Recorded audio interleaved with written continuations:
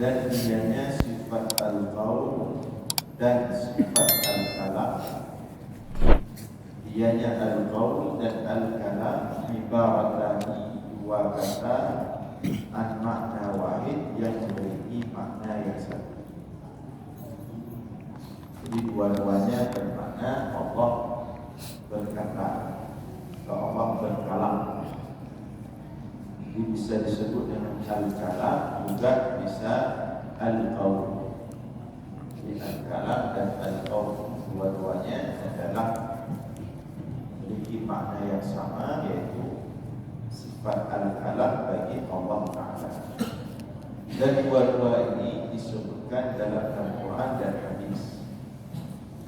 Jadi Allah memiliki sifat berkalam atau berbicara, disebut dengan al-kalam atau disebut dengan al-qaul. Dalam Al-Quran ada, dalam Hadis juga ada. Nah, qala Allah Azza wa Jalla. Jadi kalau sebelumnya kata-kata al-kalam sudah kita bahas baik dari Al-Quran dan Hadis, sekarang al-qaul walaupun maknanya sama. Qala Allah Azza wa Jalla, Allah berfirman, walau syi'na la'atayna kulla nafsin hudaha walakin haqqal qawlu minni la'amla'anna jahannama minal jinnati wan nasi ajma'in. Walau syi'na, dan jikalau kami kehendaki, la'atayna kulla nafsin hudaha, sungguh akan kami berikan setiap manusia itu petunjuk hidayah. Walakin haqqal qaul, akan tetapi telah dekatlah al-qaulu minni, kalam dariku, kata Allah, telah tegaklah kalam dariku, perkataanku. Apa itu perkataan Allah? La amla'anna jahannama minal jinnati wan nasi ajma'in, akan aku isi neraka jahanam itu daripada jin dan manusia-manusia yang kufur, yang tidak beriman. Di al-qaul di sini, ucapan di sini, perkataan Allah di sini adalah la'amla'anna jahannama minal jinnati wan nasi ajma'in. Ya, Allah sudah berkata demikian, maka setiap apa yang dikatakan oleh Allah itu tidak akan ada perubahan.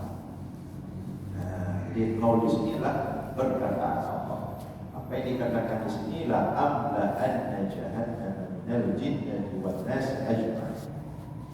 Walau syi'na la'atayna kulla nafsin hudaha, seandainya kami menghendaki, semua mendapatkan hidayah, semua manusia beriman.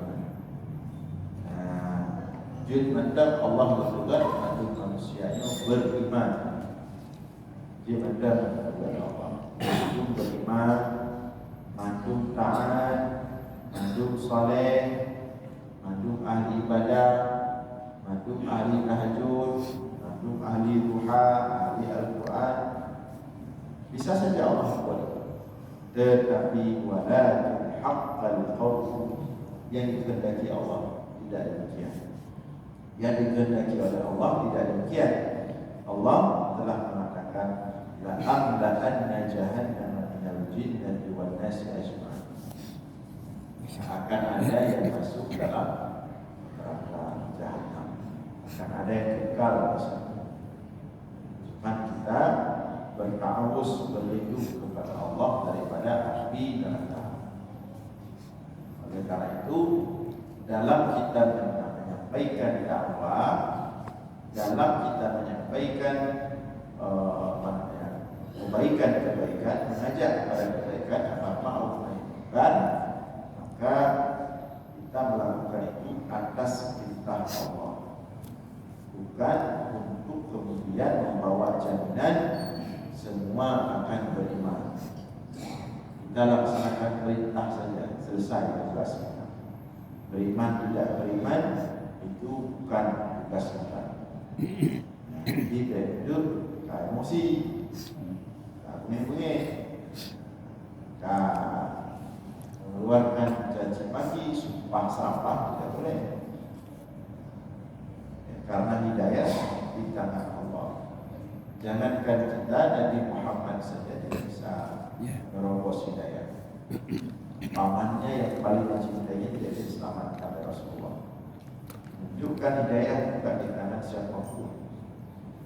Innaka la tahdi man ahbabta walakin Allah yahdi man yasha. Engkau wahai Muhammad tidak akan bisa memberikan hidayah kepada orang yang kau cintai. Kenapa? Walakin Allah yahdi man yasha. Hanya Allah satu-satunya yang bisa memberikan hidayah kepada siapapun yang dia cintai. In anta illa balagh. Kamu Muhammad tugasmu hanya menyampaikan saja, bentuk dakwah kepada seluruh umat manusia. Hasilnya itu di tangan Allah. Maka Rasulullah membawa hidayah ini, menawarkan hidayah ini dengan rahmah, dengan cinta kasih sayang, tidak dengan pedang, tidak dengan pedang, tidak dengan kekerasan, tapi dengan rahmah. Bima rahmatin min Allah linana walau kunta faddan ghalidhal qalbi lam faddu min hawlik. Seandainya kamu Muhammad membawa agama ini dengan faddan, dengan kasar, faddan ghalidhal qalbi, dengan hati yang keras, lam faddu min hawlik, maka semua manusia akan lari dari. Di seandainya sahabat Nabi model-model sebenarnya uji sahabat Nabi andro Islam sampai tu. Kan dia gampang bahasanya orang Saudi. Dia udip pada masa zaman Nabi, dia duduk ke sahabat Nabi ke Syurga. Kadang-kadang karena kita masih susah membedakan antara dakwah ilallah dengan ego dan emosi kita. Dan menjadi ada dakwah, betul-betul dakwah karena bikin kejar. Yang bedanya karena sama, ya. Beda dakwah, emosi. Perbedaannya ditunjukkan oleh Ali bin Abi Thalib, seperti yang pernah kita sampaikan ketika perang Khaybar. Dalam perang Khaybar, Ali bin Abi Thalib diutus sebagai pemimpin pasukan khusus untuk menyerang, menghancurkan benteng-benteng Khaybar yang dipakai untuk pertahanan mereka. Maka datang Ali bersama pasukan khusus berhadapan dengan pasukan Khaybar juga. Sebelum perang, sebagaimana kebiasaan orang Arab perang dulu, ada pergulatan dulu. Jadi dari pihak sana satu orang maju, dari pihak sini satu orang maju, bergulat. Yang baru perang. Dalam pergulatan itu langsung maju Ali bin Abi Thalib. Dari pihak Khaybar maju orang yang paling kuat, paling kokoh badannya. Maka terjadilah pergulatan tidak lama. Dari pihak Yahudi Khaybar begitu bergulat dengan Ali, sebentar saja langsung dia si anak puang apa, udah si maju puang.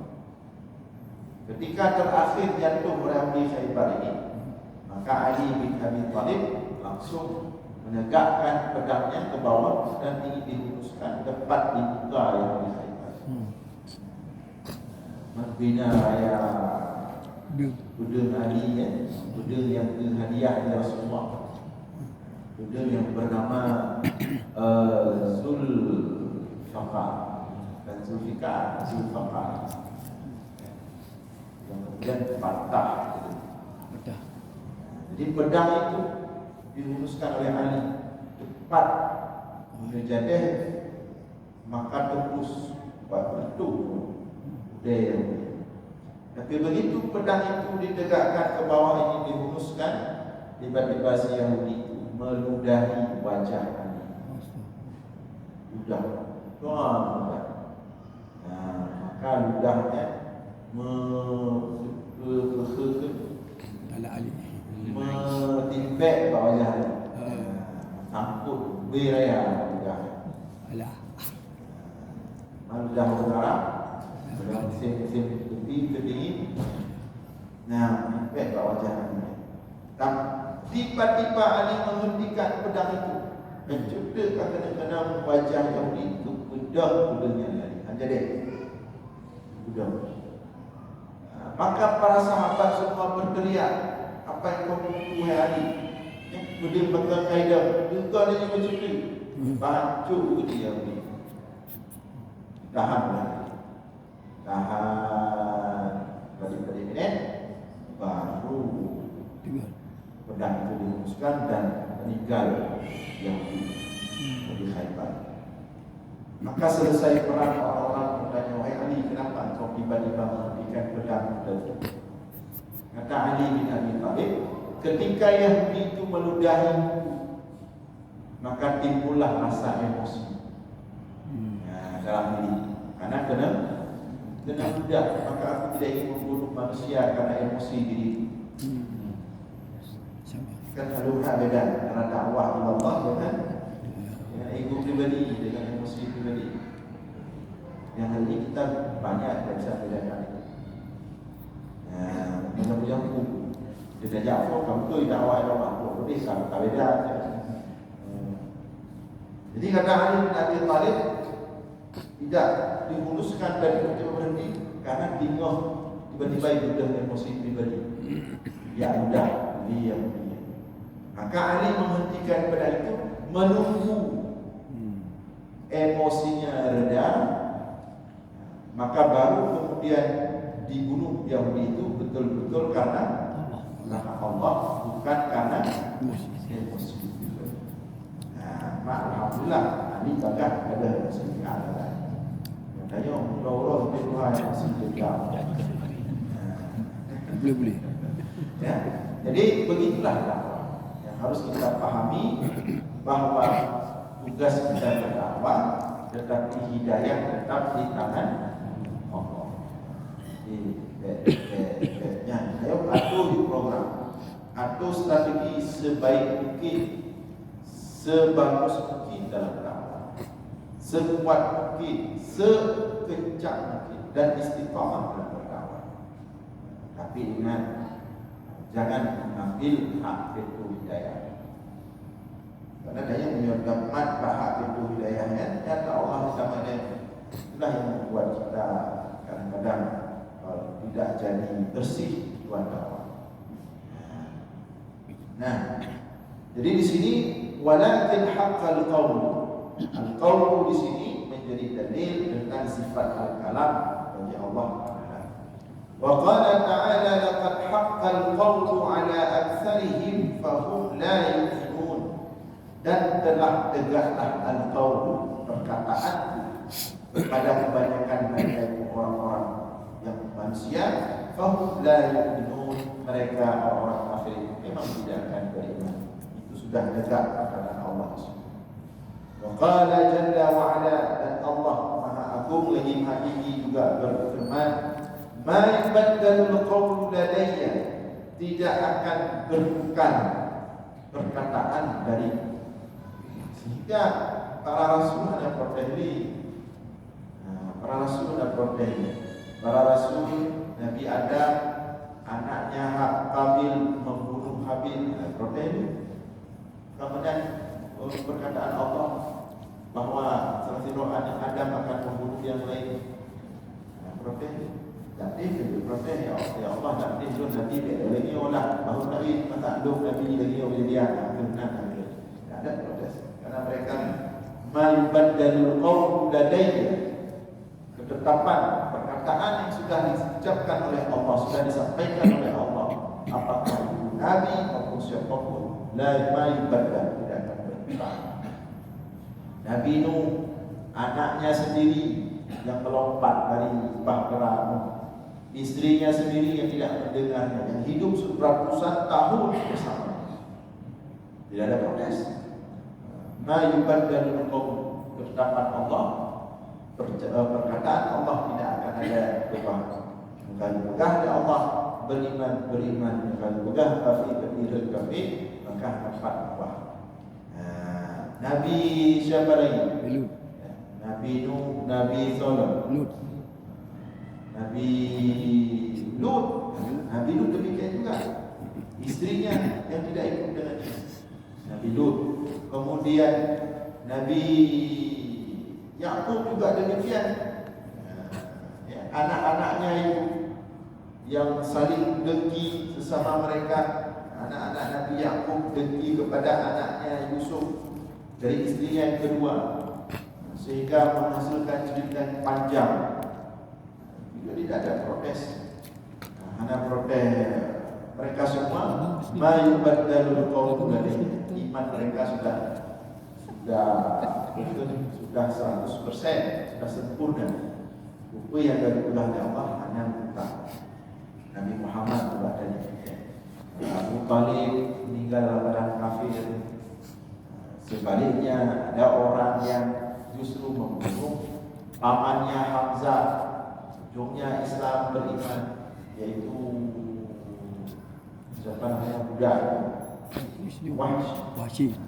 Nampak sudah apa ibadah kaum ini. Itu semua di tangan Allah. Wahsy mencabik-cabik tubuh Hamzah. Mencabik-cabik tubuh Hamzah, dikeluarkan semua dalam organnya. Jantung dicocok, tubuh menghambu wasro. Tangan dipotong, kaki dipotong. Rasulullah dari saya ingat peristiwa itu. Tapi ibadah kaum Allah menghendaki Wahsy justru beriman kepada Allah. Nah, diprotes Allah. Mereka sudah imannya sempurna, para rasul dan tidak ada kesalahan. Balik Nabi Muhammad berkata, beriman je, terima menjadi dari kedua. Beriman itu dari kau ni, dari kedua. Tapi kau tinggal dah ke Hamzah. Jadi ma yubaddalul qaul ladayya. Kemudian waman asdaqu minallahi qila, dan siapa yang lebih benar perkataannya melebihi Allah. Waman asdaqu minallahi qila, siapa yang lebih benar perkataannya selain Allah. Artinya dengarlah apa yang dikatakan oleh Allah, apa yang difirmankan oleh Allah, apa yang diwahyukan oleh Allah. Jangan mendengar ucapan-ucapan manusia yang suka buat keraguan. Itu yang Allah bukan Al-Quran, baca, dengar, hayati. Ada yang lebih betul daripada firman Allah, daripada wahyu Allah. Berpeganglah kepada firman Allah, wahyu Allah yang terdapat dalam Al-Quran. Wa qala tabaraka wa ta'ala, dan Allah juga berfirman. Jadi di sini disebut tadi wa man asdaqu minallahi qila, qila ini qaul juga. Wa man asdaqu minallahi haditha. Maka yang lain haditha, hadis artinya perkataan, ucapan. Itu firman Allah juga. Wa qala ta'ala, dan Allah juga berfirman, salamun qawlan min rabbir rahim. Salamun qawlan min rabbir rahim.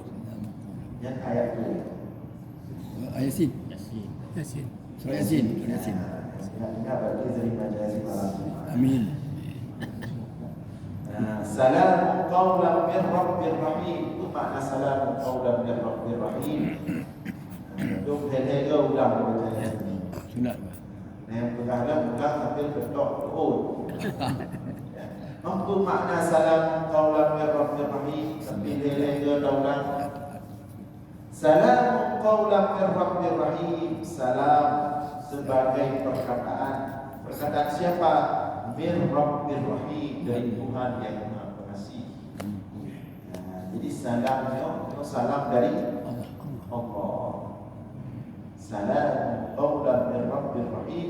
Salam qawlan sebagai ucapan, perkataan. Min rabbir rahim, dari Allah. Untuk siapa Allah ucapkan salam ini dan kapan diucapkan?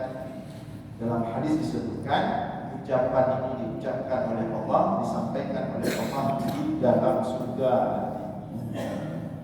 Untuk siapa? Kepada ahli surga. Ahli surga. Salam qaulan min rabbir rahim. Jadi begitu penghuni surga masuk surga semuanya. Salam. Sebagaimana disebutkan oleh Al-Kathir dalam hadis dalam tafsirnya, begitu penghuni surga nanti masuk surga semuanya, tiba-tiba nampak cahaya. Cahaya itu semakin terang, semakin terang, semakin terang. Ternyata adalah cahaya Allah. Dan disitulah seluruh ahli surga melihat langsung zat Allah. Ketika itu Allah mengatakan kepada seluruh ahli surga, Assalamu alaikum ya ahlal jannah. Diberi salam oleh Allah kepada ahli surga.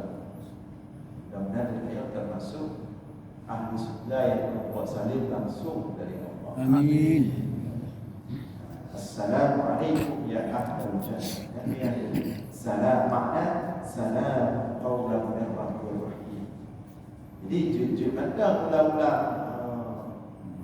melega-lega itu kayak Quran mula-mula dia ulang. Nanti ulang benar penghayatan. Kita ulang salam qaulan min rabbir rahim. Kita bayangkan bagaimana ketika kita menjadi ahli surga. Yang kita baca tak tahu ulang-ulang cuci tapi tak dekat nanti mudah-mudahan bedanya wujud kurang ahli surga yang terima salimnya itu dari Allah. Menanam dalam hati salam qaulan min rabbir rahim. Kita bayangkan sebab dalam mudah mantik lain dalam yang nak Yasin Fadilah Majmu' Syarif yang biasa pakai baca doa-doa. Dan dalam tulis bahawa disuruh ulang salam qaulan min rabbir rahim 3 kali sambil disuruh minta hajat-hajat. Tapi menjadi kita baca salam qaulan min rabbir rahimnya bertingat gede salam dari Allah surga. Ini salam qaulan min rabbir rahim ya Allah karim dihidratkan semua puji. Bukan hajat-hajatnya, hajat-hajat doa katanya bertimbang berbuat salam langsung dari Allah firmanlah surga. Makna salam qaulan min rabbir rahim. Assalamualaikum ya ahlal jannah. Jika daya nak belum buat salam dari Allah, cuma melalui Rasulullah yang kita baca tahiyat akhir. Assalamualaikum. At-tahiyatul mubarakat salawatul thayyibat lillah. Assalamu alayka ayyuhan nabi wa rahmatullahi wa barakatuh. Assalamu alayna wa ala ibadillahi shalihin. Ya salam dari Allah sih.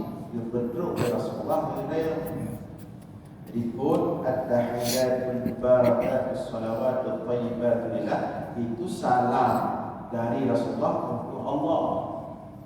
At-tahiyatul mubarakat salawatul thayyibat lillah. Yang salam dari Rasulullah untuk Allah. Dia sampaikan salam Rasulullah kepada Allah. Allah berbalas salam Rasulullah. Assalamualaikum. Dibalas assalamu alayka Ayuhan Nabi. Ayuhan Nabi wa rahmatullahi Wa barakatuh. Diterima salamnya oleh Nabi Muhammad dari Allah dan becok salamnya ke Pedro dan sampai ke dunia. Maka Rasulullah mengucapkan assalamu alayna wa ala ibadillahi Salihin. Yang kecil-kecil yang khilafiyah yang dah baca lagi orang dah dulu sudah baca lewat itu pada. Ya. Dan dia kata dia ahli bayar. Padahalnya raya tak perkara. Ucapan salim langsung dari Rasulullah ke Allah. Menanggabalah Allah Kemudian balasan itu dikutuk dia Rasulullah SAW. Jadi dia berapa macam ni? Hai benar. Di situ disebutkan assalamu alaina wa ala ibadillahi as-salihin. Salam diterima oleh Rasulullah, salam untuk kami dan untuk seluruh hamba-hamba Allah yang saleh. Maka kita insya-Allah boleh saleh. Dan tanya cerita dia. Cuma kalau di surga nanti salamun qaulan min rabbir rahim itu tak melalui langsung terima sambil kita melihat zat Allah. Subhanallah, kalian zat Allah pasti tidak seperti kita melihat apapun di dunia ini dan tidak dengan mata yang kita pakai sekarang. Yang matanya kemampuannya baik. Kalian apa namanya cahaya Allah, cahaya namanya untuk keberadaan sakit mata. Nah, jadi itu makna salam qaulan min rabbir rahim. Kemudian Allah berfirman qauluhul haq. Qauluhul haq, perkataannya Allah al-haq. Fal haq wal haqq aqul, yang sama saja. Dan masih banyak ayat-ayat yang lain yang di sana tersebut kata-kata al-qaulu yang dari ayat-ayat Al-Quran. Kemudian dalil-dalil al-qaulu atau al-kalam dengan kata-kata al-qaulu. Pertama hadis dari Abdullah bin Abbas radhiyallahu anhu yaqulu, Abdullah bin Abbas berkata, kana Rasulullah sallallahu alaihi wasallam idza tahajjada min al-laili qala, adalah Rasulullah SAW apabila bertahajud di malam hari maka beliau membaca doa. Doa Rasulullah tip-tip tahajud. Ini yang ahli-ahli tahajud dia baca doa. Karena selamanya tahajud kalau ahli di cahaya bakar doanya apa? Doanya udah tak ada. Jadi Rasulullah mengatakan Rasulullah setiap tahajud membaca doa, Allahumma lakal hamdu anta nurus samawati wal ardh wa lakal hamdu anta qayyimus samawati wal ardh wa ma fihinna antal haqq wa wa'dakal haqq wa qawlukal haqq wa liqa'ukal haqq wal jannatu haqq wan naru haqq wan nabiyyu haqq. Allahumma laka aslamtu wa bika amantu wa alayka tawakkaltu wa ilayka anabtu wa bika khasamtu wa ilayka hakamtu faghfir li ma qaddamtu wa ma akhartu wa ma asrartu wa ma a'lantu anta ilahi la ilaha illa anta. Rawahu Bukhari. Hadisnya dalam Sahih Bukhari. Dia juga artikan doanya, Allahumma lakal hamdu anta nurus samawati wal ardh. Wahai Allah, bagimu segala puji, engkau cahaya langit dan bumi. Anta nurus samawati wal ardh. Engkau memberi cahaya langit dan bumi. Walakal hamdu anta qayyimus samawati wal ardh wa man fihin. Dan bagimu segala puji ya Allah, engkau yang mengurus langit-langit dan bumi, wa man fihin, dan seluruh penghuninya. Antal haq wa wa'dakal haq, engkau adalah al-haq yang maha benar, wa wa'dakal haq, dan setiap janji adalah hak, wa qawlukal haq, wa qawluka, dan perkataan adalah hak, wa liqa'ukal haq, dan perjumpaan dengan adalah hak, wal jannatu haq, dan surga itu adalah hak yang benar, wan naru haq, dan neraka itu adalah benar, wan nabiyyuna haq, dan nabi-nabi itu adalah benar. Allahumma laka aslamtu wa bika amantu. Wahai Allah, bagimu aku berserah diri, kepadamu aku berserah diri, dan kepadamu aku beriman, wa alaika tawakkaltu, dan kepadamu aku bertawakal, wa ilaika anab, dan kepadamu aku berpulang, wa bika khasamtu, dan atas namamu aku memusuhi musuh, wa ilaika hakamtu, dan kepadamu aku mengikuti hukum. Faghfirli, maka ampunkanlah dosaku.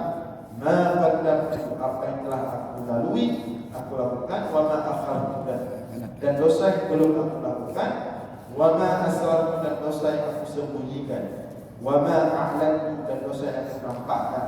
Anta ilahi, engkau Tuhanku, la ilaha illa anta, tiada Tuhan selain engkau. Jadi kan doa Rasulullah beliau bertahajud malam. Dan dalam doanya penyebutan yang didalil sifat al-qaul, yaitu qauluka al-haq. Qauluka al-haq.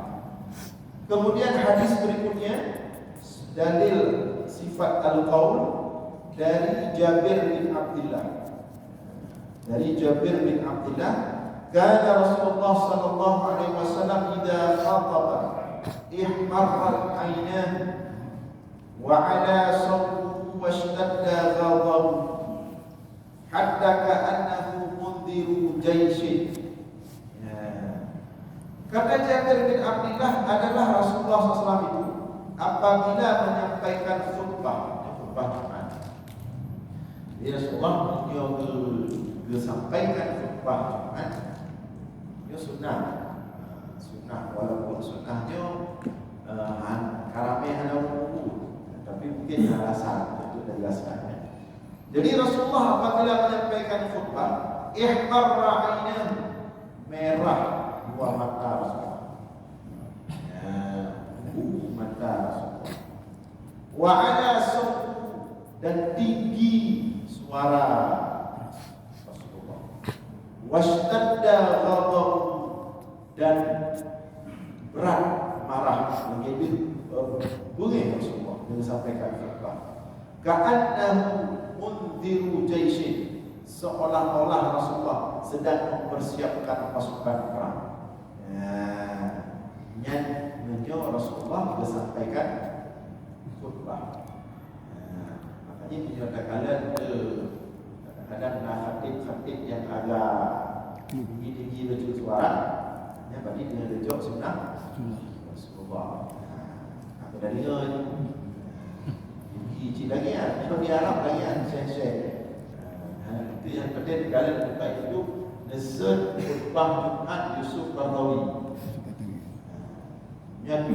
Walaupun kata tapi juga apa cukup kencang, mundot dengar. Cik menang sunnah. Cuman sunnah bagiannya menyuhanan trip tu. Menyutrip tak khutbah, mata merah, bagian tu raya-raya. Apa? Jud bagiannya khutbah 5 minit, nak bagah kamu dalam hati begitu. Tapi memang seperti wa ala sawtu, dan suaranya tinggi. Bahkan suara tinggi, karena dulu tidak ada sound. Sekarang sudah ada sound. Kecuali nak kecil-kecil sound yang agak jelas, itu tinggi. Cok sunnah Nabi. Dia urut pekat tinggi suara kalinya khutbah. Sunnah Nabi. Bapak main masjid nampak. Sunnah Nabi musuh beraya. Tapi kalau di Arab seperti itu. Di Arab banyak ada masuk masjid. Syekh disampaikan khutbah kru ni. Dia tengok je dia bagi. Memang sunnah Rasulullah dia yang tadi sampaikan khutbah. Tapi memang betul seperti itu, langsung kita mendengar para sahabat. Tapi khusus khutbah. Biar kadang ceramah sama lagi khutbah, yang khusus khutbah. Dan Rasulullah menyampaikan seperti ini karena memang setiap yang disampaikan oleh Rasulullah memang poin-poin utama. Kalau yang khutbah dia untuk lehoho ya lagi khutbah. Dalil baca. Kamu baca bangkahan kau dia baru tu khutbah. Kalau Rasulullah itu fokus khutbah. Nanti bisa dilihat khutbah ketika Rasulullah di musim haji. khutbah di Arafah, kemudian khutbah di Mina, kemudian satu lagi ada yaitu khutbah Rasulullah. 3 kali Rasulullah khutbah. Setiap khutbahnya itu cuma 2 atau 3 paragraf. Jika kita khutbah asal khutbah 50 paragraf atau 50 paragraf. Dalam kitab fiqh sirah punya Syekh Al-Buti bisa dilihat salinan khutbah Rasulullah. Dia khutbah di dapat tempat duduk di kurun bok. Berarti punya 3 khutbah 50 paragraf. Pada minit kan? Dia kan 7 minit. 5 minit kan? Nah, khutbah Rasulullah.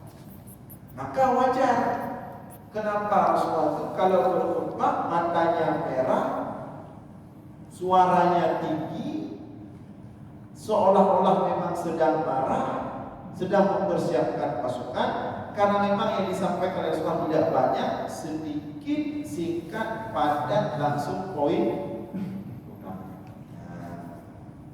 Maka Rasulullah mengatakan juga di antara tanda faqih seseorang itu adalah pendek khutbahnya, panjang solatnya.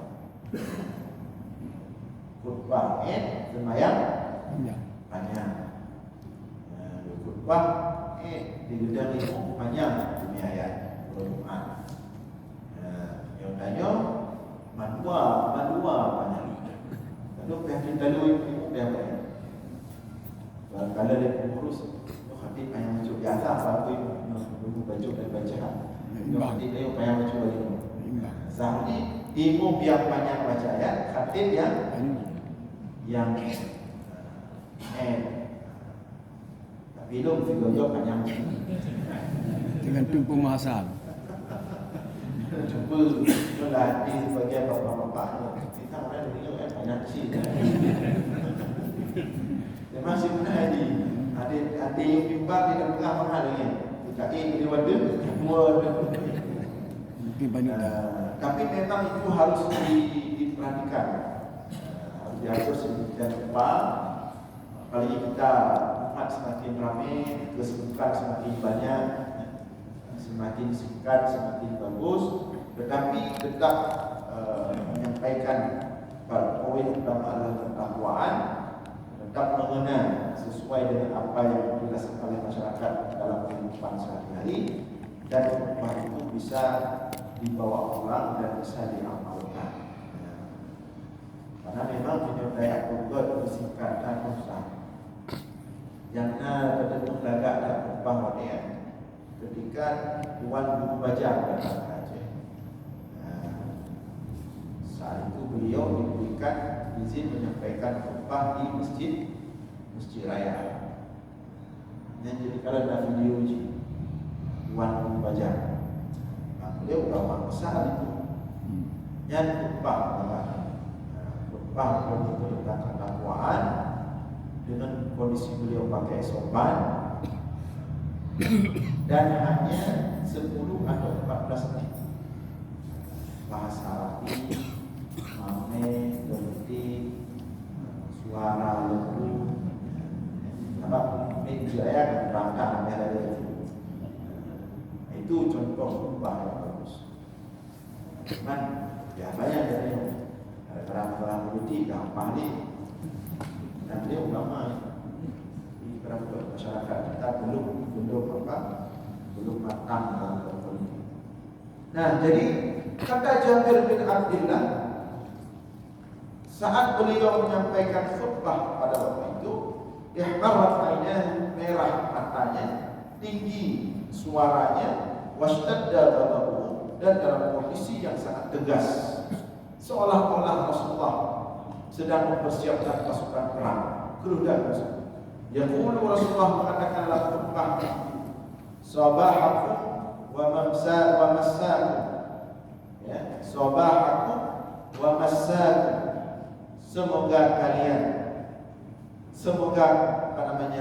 keselamatan bersama kalian, kebaikan bersama kalian pagi dan petang, pagi dan sore.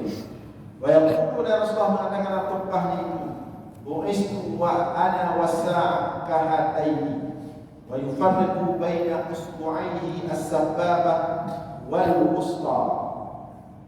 Rasulullah mengatakan bahwa bu'istu ana wasa'ah kahataini, ketika aku dibangkitkan maka jarak antaraku dengan kiamat kahataini seperti ini. Maka Rasulullah menggerakkan telunjuknya, jari-jarinya. Ya, Rasulullah. Bu'istu, ketika aku dibangkitkan, antara aku dan kiamat seperti ini. Dikatona, menyonyo, urau bangkit, urau dijadikan Rasulullah Nabi Muhammad sebagai Rasul, makanya kiamat. Ini cukup do, ya.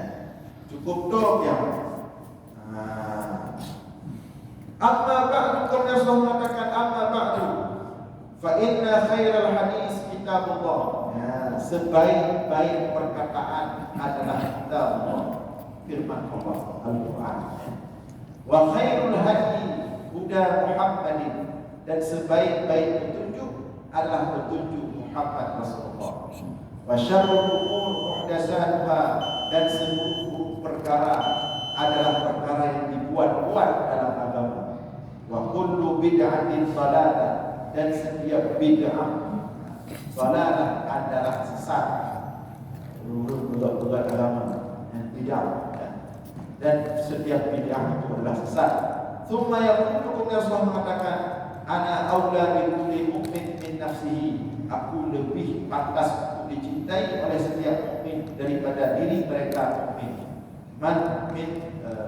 Man taraka malan fali ahli, wa man taraka dunya dainan aw diya'an fa ilayya wa alayya. Barang siapa yang meninggalkan harta, maka harta itu untuk keluarganya setelah dia meninggal. Dan barang siapa yang meninggalkan hutang atau sesuatu, fa ilayya wa alayya, maka hutang tersebut akan dituntut atasku, akan menjadi berat bagiku. Nah, ini hadis yang terhadis yang menjadi dalil tentang sifat Allah Al-Qaul yang sama maknanya dengan Al-Kalam. InsyaAllah dalam bukan dalam semasa depan, demikian mudah-mudahan ada manfaat. Aku qouli hadza wa astaghfirullah wa lakum. Wassalamualaikum warahmatullahi wabarakatuh.